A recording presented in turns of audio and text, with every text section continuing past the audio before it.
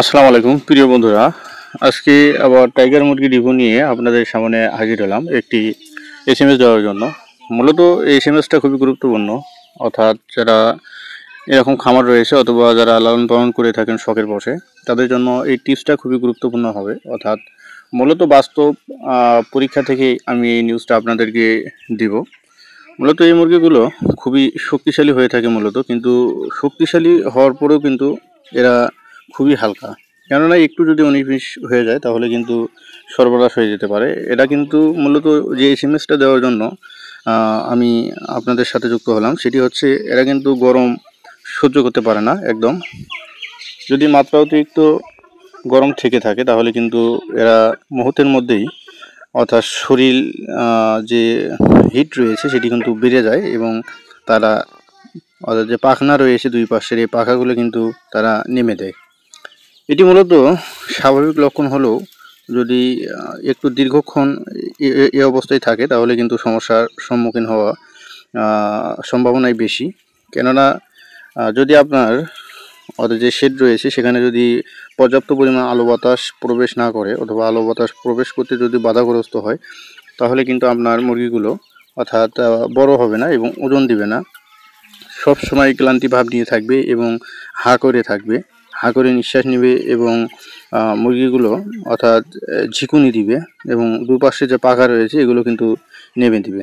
এজন্য অবশ্যই আপনারা সাবধানতা অবলম্বন করবেন যাতে করে এই সমস্যাটি না হয়।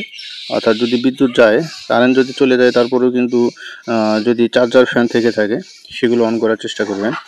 তাছাড়া কিন্তু অনেক সময় দেখা যায় স্টক করার সংখ্যা খুবই কম। মূলত টাইগার মুরগিগুলো রোগ প্রতিরোধ ক্ষমতা সবচেয়ে বেশি অন্যান্য মুরগির তুলনায়। মূলত দেশি মুরগির মতোই কিন্তু এরা শক্তিশালী, কিন্তু এদেরকে অর্থাৎ প্রতিনিয়ত ফিড খাওয়ানোর ফলে এরা কিন্তু অল্প দিনেই বড় হয়ে যায় এবং এরা কিন্তু সবসময়, অর্থাৎ শরীরে যে একটা তাপ, এই তাপ কিন্তু সবসময় নিয়ন্ত্রণ থাকে না।